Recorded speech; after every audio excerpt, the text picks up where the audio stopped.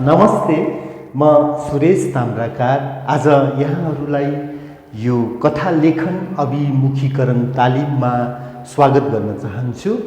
कथा भनेको के हो भन्ने सम्बन्धमा आज हामी स्पष्ट हुनका लागि यस कक्षामा हामी जम्मा भएका छौँ।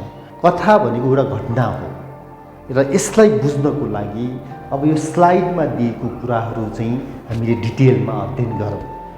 यहाँले देख्न सक्नुहुन्छ आज हामी कथा लेखन अभिमुखीकरण तालिममा छौँ। यो विशेष गरी स्कुल लेभलका विद्यार्थीहरूलाई केन्द्रबिन्दु बनाई यो कथा लेखन तालिम आज आयोजना गरिएको हो। अब सुरुमा यो कथा के हो त? कथा के हो भन्ने बारे हामी स्पष्ट हुनुपर्दछ।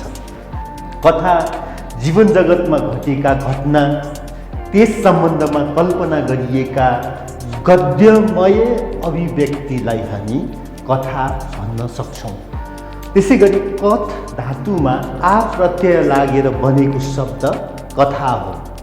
कथाले धेरै कुराहरू बोकेको हुन्छ।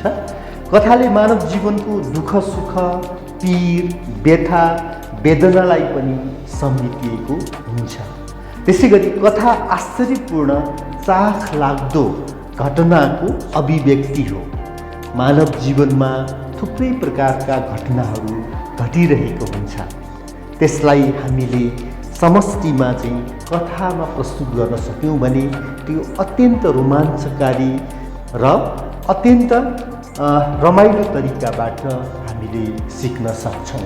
पूर्वीय र पाश्चात्य साहित्यमा लामो इतिहास बोकेको कथाले 1942मा प्रथम पटक विधागत रूपमा कथा प्रस्तुत भएको देखिन्छ र यस स्वरूपका जन्मदाता अमेरिकी कथाकार एडगर एलन हुन्। हामीले यो कथा के हो भन्ने बारे अध्ययन गर्दा यति बुझ्यौँ भने हामी क्लियर हुन्छौँ।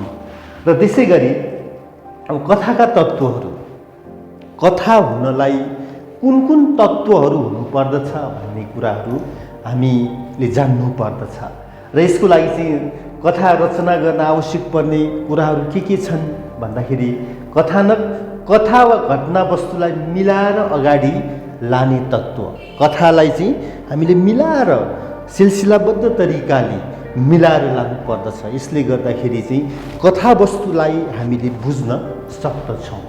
त्यसै गरी पात्र चाहियो, चरित्र चाहियो, अनि परिवेश हुनु पर्यो, विचार, उद्देश्य तथा कथाको सार वस्तु पनि हामीलाई ज्ञान हुनु पर्दछ।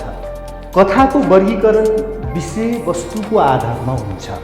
जस्तै कथा चाहिँ कति प्रकारका हुन्छन् त भन्दाखेरि हामीले यहाँ बुदागत रूपमा हेर्न सक्छौँ। एउटा सामाजिक कथा हुन्छ, सामाजिक परिवेशलाई यसले बोकेको हुन्छ। ऐतिहासिक कथा हुन्छ, इतिहासलाई यसले बोकेको हुन्छ।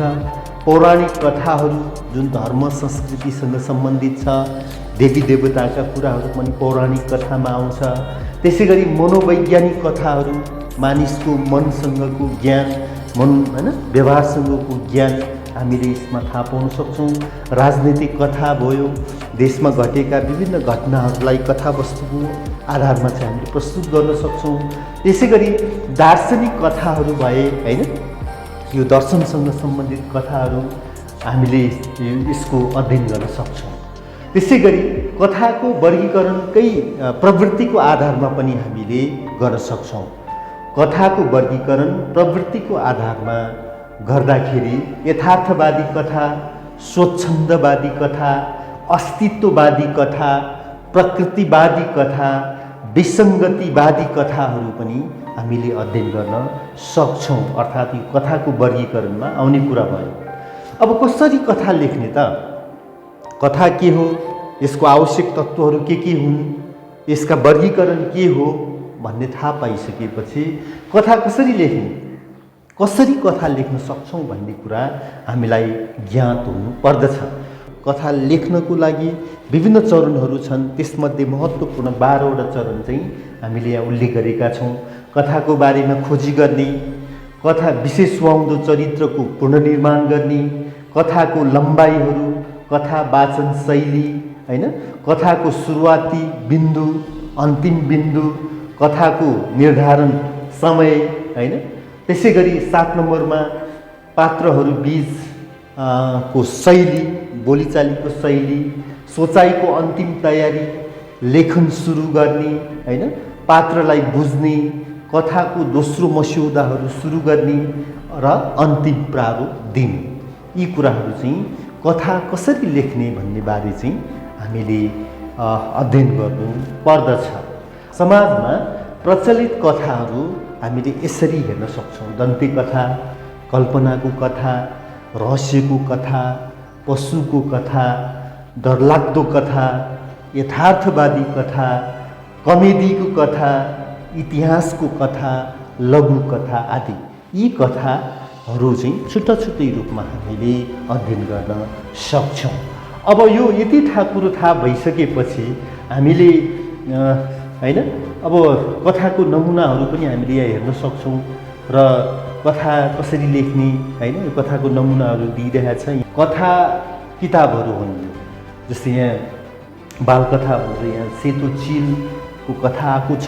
त्यसै गरी पनौतीका प्राचीन कथाहरू जुन तुइकाजी ताम्राकारले लेख्नु भएको छ, वीर बलभद्रको कथा यहाँ दिएको छ र अर्को कथाहरूमा हामीले हात्तीको लात्ती, गधाले गीत गाउन खोज्दा भन्ने कथाहरू पनि हामीले यहाँ हेर्न सक्छौँ। अब त्यसै गरी यहाँ हैन सुन्दरी र नरसिंहको सम्बन्धी कथा आदि चाहिँ यहाँ अध्ययन गर्न सक्छौँ। भन्दाखेरि विभिन्न खालका कथाहरू हुन्छन् समाजमा। प्रत्येक व्यक्तिको जीवनचर्यामा हैन लाइफ बिताउने क्रममा चाहिँ थुप्रै कथाहरू भएका हुन्छन्, रहेका हुन्छन्, सृजना भइरहेको हुन्छ। ती कथाहरूलाई समष्टिमा चाहिँ हामीले एकबद्ध गरी अब आफूले पनि कथा लेखन गर्न सकिन्छ भन्ने मलाई लाग्दछ। अब भाइ बहिनीहरूले यसलाई चाहिँ हेरेर बुझेर विभिन्न कुराहरूको खोजी गरेर कथाहरू अध्ययन भयो भने कथाले जीवन लाइफ रहन्जेल चाहिँ थुप्रै कुराहरू सिकाउने हुँदा थोरै भए पनि यहाँले जानकारी प्राप्त गर्नुभएको छ। धन्यवाद। नमस्ते।